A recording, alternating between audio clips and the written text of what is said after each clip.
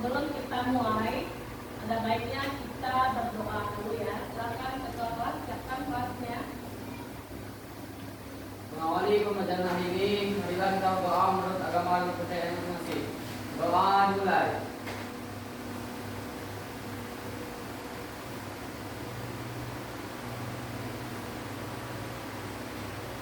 Doa selesai. Baik, sebelum kita melanjutkan, Ibu absen dulu ya kehadirannya. Abbas Azizi, Abdul, Abdel, Arkam, Alisteri, Amanda, Anissa, Afif, Bunga, izin mana Bunga? Chelsea, Cut Jihan, Deviana, Elizabeth, Variansa, nampak kali Variansa, Fauzan,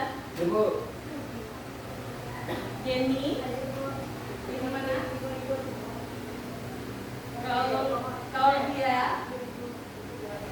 Karisma, ada Lupi, M. Gazi, Muhammad Al-Gamdi, Muhammad Fahri, Mutiara, Nadia, Naufal, Muraini, Nurhati, Putri, Raisya, Cynthia, Saidina, Ipanza, Fido, Vincent, Wilma, Yulia. Berarti yang tidak hadir tapi satu orang ya. Ya, Bu. Baik, terima kasih. Semoga anak-anak ibu semua dalam keadaan sehat dan selalu semangat dalam belajarnya ya. Sebelum kita lanjutkan kembali, kita berdiri dulu sebentar ya. Kita ice breaking dulu. Kita tepuk fokus. Pernah dengar tepuk fokus? Pernah, Bu. Nah, gimana? Nanti Ibu bilang tepuk fokus, melihat. Nanti bagiannya melihat. Terus tepuk tangan lagi, kemudian mendengar, tepuk tangan lagi 2 kali, kemudian mengingat, ya tepuk tangan lagi, fokus, paham? Oke, mulai ya. Tepuk fokus, Melihat, mendengar, mengingat, fokus. Oke, tepuk tangan. Baik, silakan duduk anak-anak ibu. Terima kasih. Tadi ibu sudah sampaikan tujuan pembelajaran kita hari ini adalah mengenali potensi. Nah, bagaimana cara anak-anak ibu mengenal potensi sendiri? Ini ada aplikasi yang baru ibu dapatkan kemarin. Silakan anak ibu semuanya keluarkan HP-nya. Keluarkan HP, kemudian buka aplikasi Aku Pintar. Buka aplikasi Aku Pintar, download. Silakan di-download.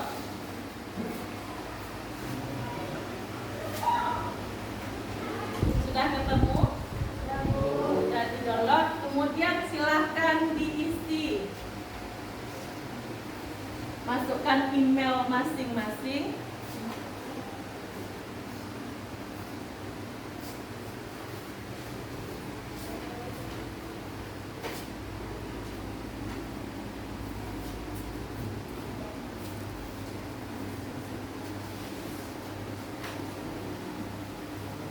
Ya. Kalau sudah dibuka, sudah ketemu, lihat di sana ada tulisan minat pintar. Ada ketemu? Minat pintar. Kemudian pilih gaya belajar.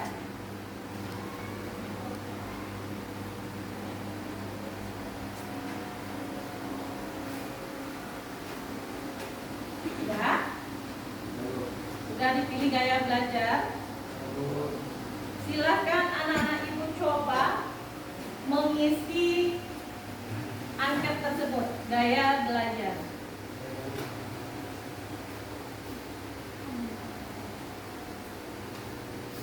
Bertemu.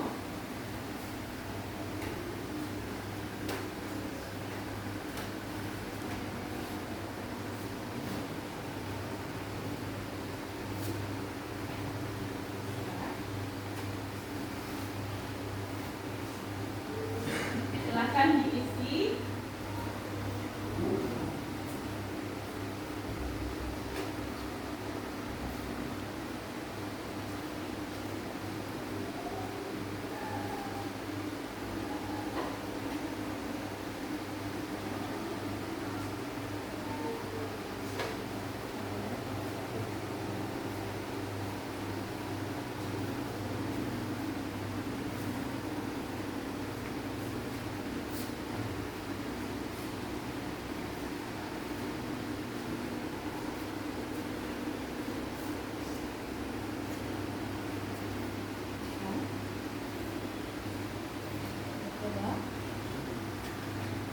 Sudah mencoba?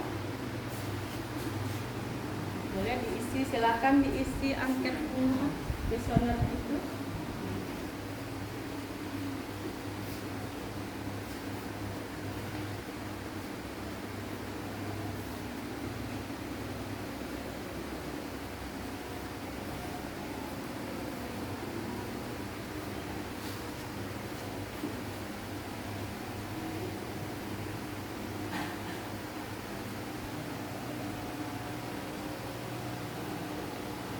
Yang sudah selesai, tunjukkan yang sudah ketemu nanti jawabannya apakah masuk dalam kategori gaya belajar visual, tidak tiga dulu visual, apakah auditori atau kinestetik.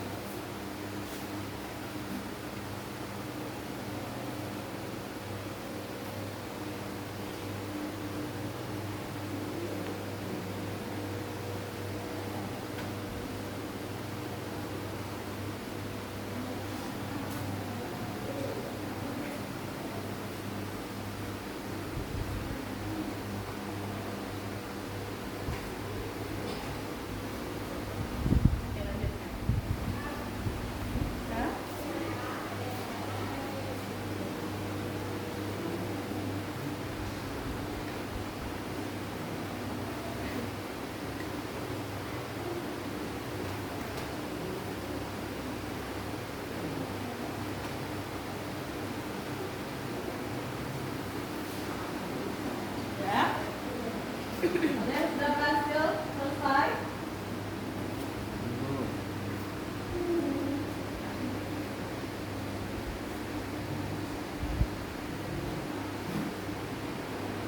Kalau sudah, boleh kita diskusikan juga.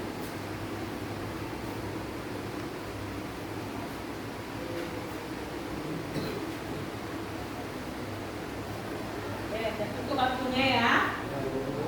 Nah, dari hasil yang Anda lihat tadi, ya ada itu kan hasil dari aplikasi tersebut ada 3 gaya belajar. Ya, ada auditori. Apa auditori? Dari mendengar. Belajarnya dari mendengar. Kemudian ada di sana apa? Visual, berarti melihat. Terus ada lagi kinestetik, ya kan? Nah, siapa yang hasil belajarnya visual? Tunjuk tangan. Yang visual boleh tunjuk tangan. Silahkan tunjuk tangan, ada berapa? 1, boleh? 3, 4, lagi yang visual 5, 6, 7, oke 8, apa lagi? 9, apa lagi? Oke, ada 9 orang visual. Dan sekarang auditori, tunjuk tangan, silahkan auditori. 1, lagi 2, 3, 4, 5, 6, 7, lagi ada 8, oke 9,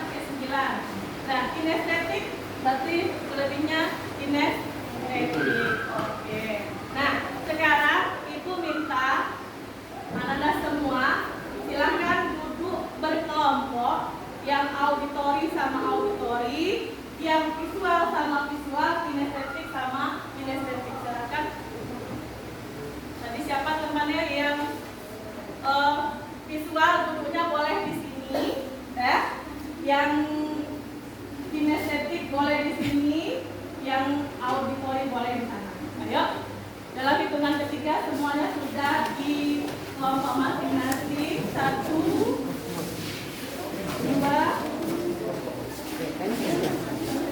3.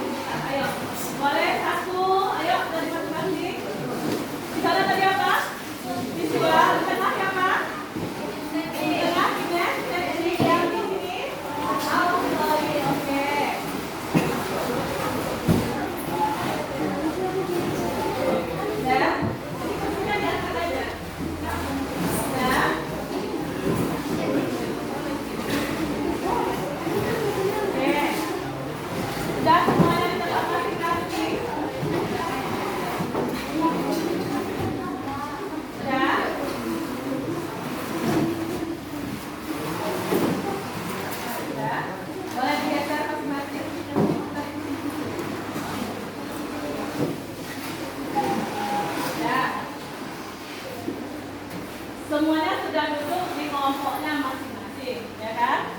Nah, ini tadi visual, ini estetik kan banyak tapi sini kayaknya ya, pindah ya. Ini estetik, di sini auditori, ini bukan ya nampaknya. Nah, sekarang Ibu mau kalian membahas apa itu auditori, apa itu visual, apa itu kinestetik, ya. Nah, Ibu minta dalam waktu 5 menit masing-masing kelompok menyampaikan kelebihan dan kekurangan dari masing-masing gaya belajar. Kelebihan dan kekurangan dari visual apa gaya belajarnya, kemudian dari auditori apa, kemudian kinestetik kelebihan dan kekurangannya apa. Boleh dalam waktu 5 menit silahkan dibahas bersama teman-teman.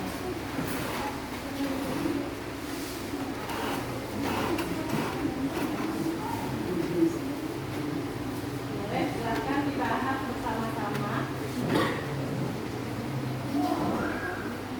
Tadi visual ya, boleh di kertas lembar atau dari HP-nya juga boleh.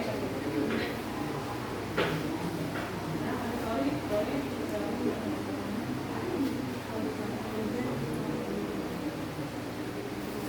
Kinestetik aman?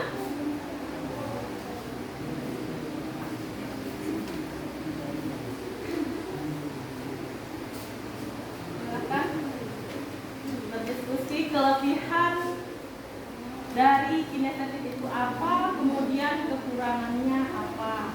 Oke. Mudah memahami otak baru kreatif dan aku baru ingatan lebih lama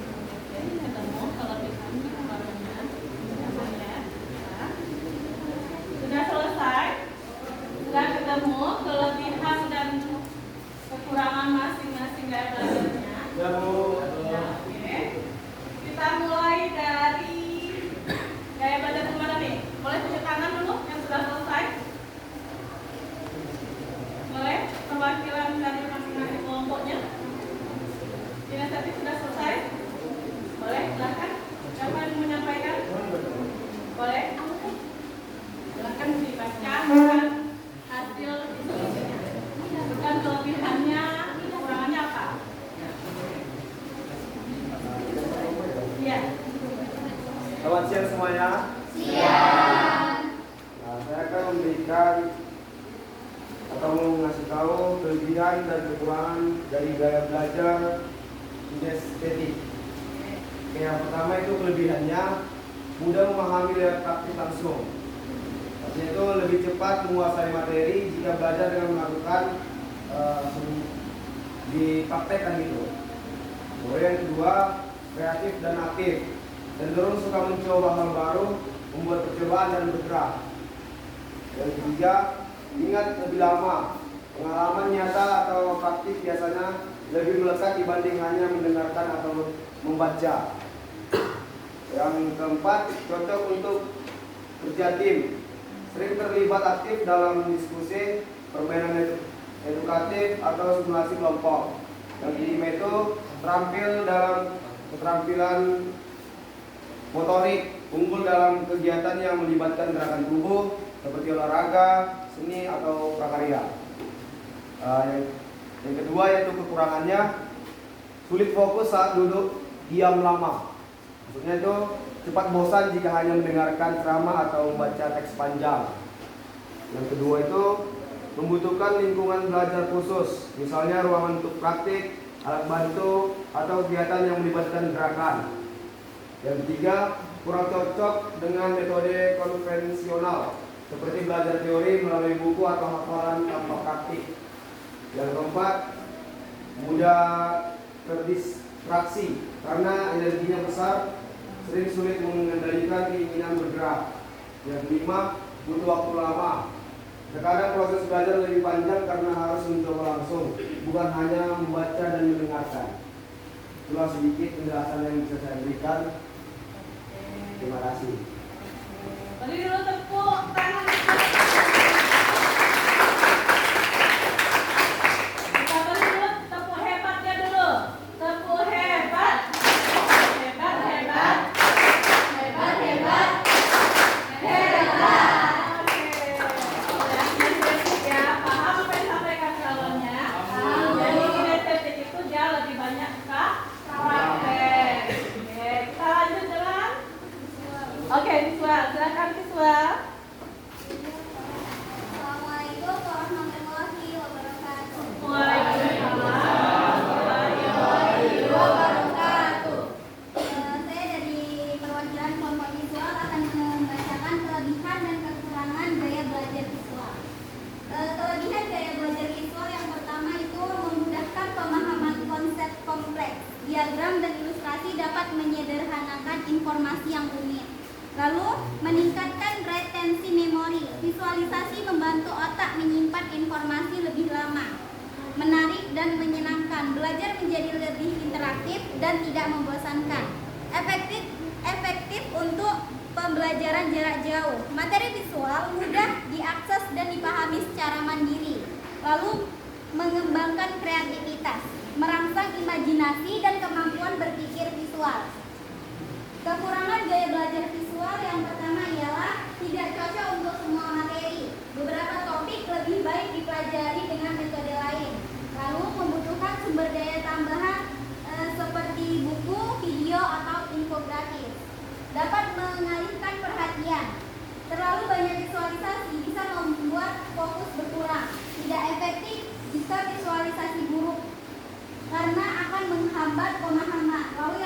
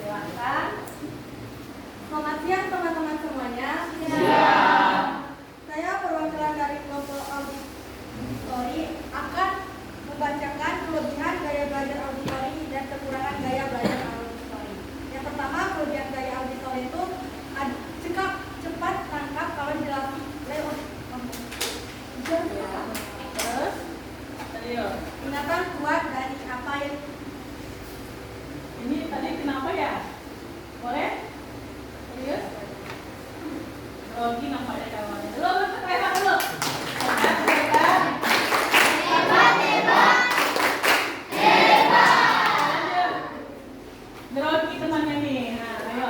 Itu biasa dalam belajar. Yang pertama itu kelebihan gaya belajar auditori. Yang pertama, cepat nangkep kalau dijelasin lewat omongan. Gampang paham kalau guru nerangin secara langsung. Yang kedua, ingatannya kuat dari apa yang didengar. Sekadar dengar bisa nempel lebih lama di kepala. Yang ketiga, enak kalau belajar lewat diskusi. Cocok banget buat ngobrol, tanya jawab, dan presentasi. Biasanya jago ngomong, gampang nyampein pendapat atau cerita ke orang lain. Yang kedua adalah kekurangan dari gaya belajar auditori. Yang pertama itu kurang suka baca. Kalau cuma lihat tulisan, seringnya nggak terlalu nangkep. Yang kedua, gampang mengganggu suara lain. Kalau suasananya rame, jadi susah fokus. Yang ketiga, kurang cepat nangkep lewat gambar atau grafik. Butuh penjelasan lisan biar lebih ngerti. Yang keempat, kadang perlu diulang-ulang. Sesekali dengar, belum tentu langsung paham semua. Oke, ya. Oke, beri aplausnya dulu. Bukan nanti tentu hebatnya walaupun kelompok mereka grogi sedikit. Oke, 1, 2, 3. Tentu hebat.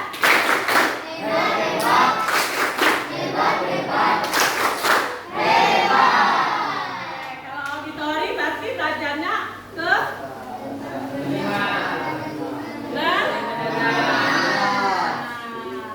paham? Oke, untuk lebih paham lagi, silakan fokus ke depan. Bisa bahas tentang kenali potensi. Oke?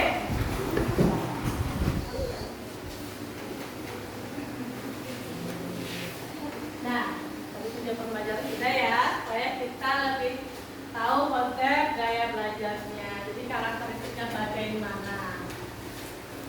Oke. Apa sih gaya belajar itu? Nah, gaya belajar adalah cara atau metode kita dalam proses pembelajaran untuk mengamati yang akan dipelajari. Oke? Nah, jadi bagaimana cara kita supaya cepat paham? Nah, masing-masing kita punya gaya belajar yang berbeda. Itulah tadi masing-masing kelompok punya gaya belajar yang berbeda-beda. Oke.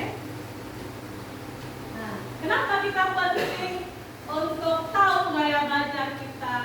Ya, supaya kita lebih mudah menerima informasi, mengolah informasi sesuai dengan gaya belajar kita. Contoh nih, kinestetik tadi kan, dia lebih suka praktek. Kalau memang yang hal-hal yang berbau praktek, udah lebih cepat menangkap. Kemudian kalau yang visual, melalui benda yang dilihatnya, melalui peta, simbol, dia lebih cepat menangkap. Oke? Kita lanjut.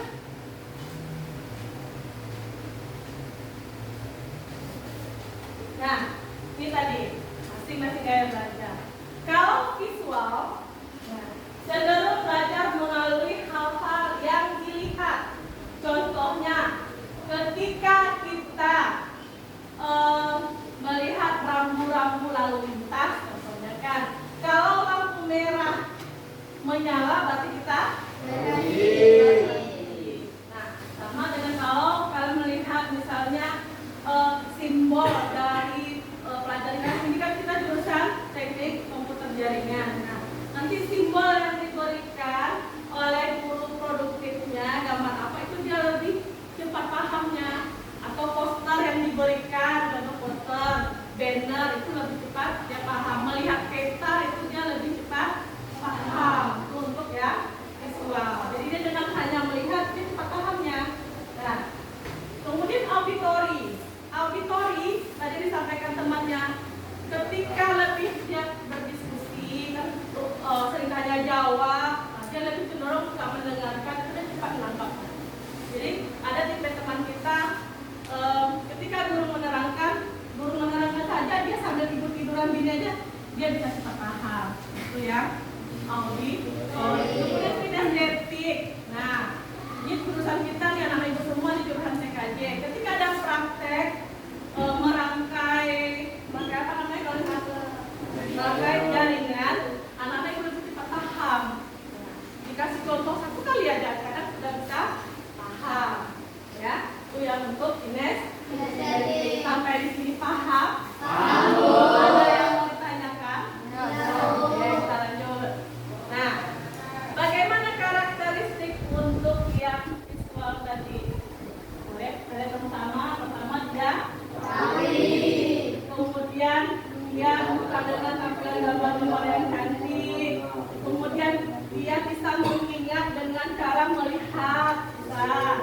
Kemudian dia lebih suka kerjanya buku. Kan kita akan bikin peta konsep. Misalnya pelajaran apa? Peta-petakan dulu. Diwarna-warnakan bisa kan? Ya kan? Diwarna-warnakan. Nah, kemudian dia lebih suka membaca daripada dibacakan. Jadi ketika dia membaca, dia lebih suka paham. Paham yang visual? Nah, kita lanjut. Nah, sekarang karakteristik auditory. Nah, auditory bagaimana? Dia tidak suka dengan keramaian. Nah, kemudian dia senang berbicara. Kalau bergosip masuk nggak? Kemudian apa lagi? Dia suka membaca orang keras. Tadi ada ulangan nih. Bacanya catatan keras-keras. Itu lebih cepat paham daripada dia baca dalam hati. Betul? Kemudian dia lebih senang berdiskusi. Paham? Pak dengan ya, ternyata cepat pahamnya. Nah, sekarang kinestetik.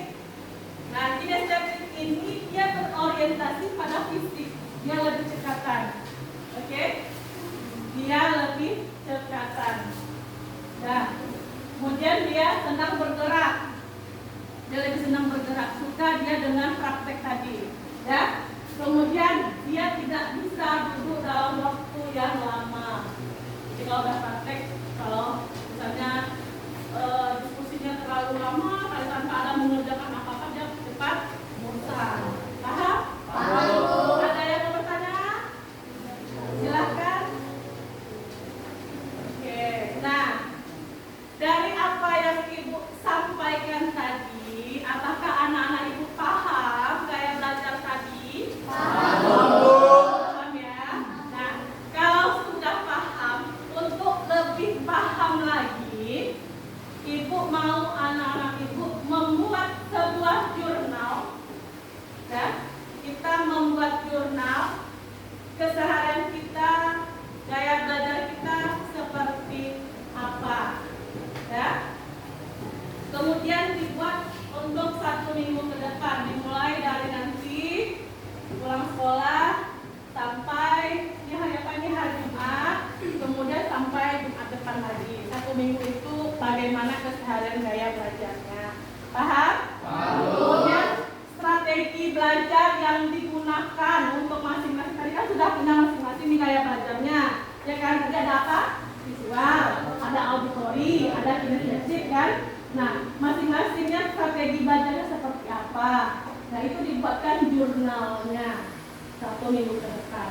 Nah, Ibu mau anak-anak Ibu membuatnya di Canva. Nah, di Canva buat jurnal tersebut di Canva. Kemudian kalau sudah selesai minggu depan silakan dikirimkan melalui chat Ibu, WA Ibu. Paham? Paham. Oke, kalau sudah paham, itu tugas kita ya. Semuanya. Nah, nanti untuk teman yang tidak datang boleh disampaikan ke temannya. Boleh nanti dikasih tahu apa yang kita pelajari hari ini. Oke? Siapa kira-kira yang bisa menyimpulkan materi kita pada hari ini? Gaya belajar kita tadi ada berapa tadi? Boleh disimpulkan? Ya, silakan cerita apa? Boleh cerita? Berdiri? Boleh? Ya, silakan. Ada kok Bu, nama-nama belajar ini. Gaya belajar kita tadi ada berapa kemudian? Oke. Gaya belajar kita ada berapa? Ada 3 Bu. Oke, boleh? Visual, auditory, kinestetik. Boleh dijelaskan? Visual yang saya pahami dari visual yaitu kita belajar itu dengan melihat, kita lebih mudah paham dengan melihat. Misalnya kita melihat sebuah poster, kita tulisan, jadi kita dengan melihat saja langsung paham. Jadi tidak perlu serah kayak membaca segala macam itu, dia lebih suka melihat Bu. Yang kedua itu ada auditory, yaitu cenderung belajar melalui mendengarkan Bu, pendengaran. Ya. Jadi pembelajaran dari auditory ini dia tidak suka membaca, tapi dia lebih suka mendengarkan. Jadi dia lebih suka berdiskusi atau mendengarkan puisi dari audio dari manapun. Jadi dia lebih suka mendengarkan itu. Baru itu yang kinestetik itu pembelajaran yang cenderung lebih suka dalam hal mencoba hal baru atau melakukan apa yang harus dilakukan dalam pembelajaran. Jadi dia lebih suka praktek Bu, misalnya membuat model jaringan Bu, jangan kan dijelaskan, tapi dia kalau dijelaskan aja kurang paham, jadi harus dilakukan praktek. Oke, terima kasih Vincent. Beri apa dulu untuk Vincent? Kita beri dulu untuk hebatnya.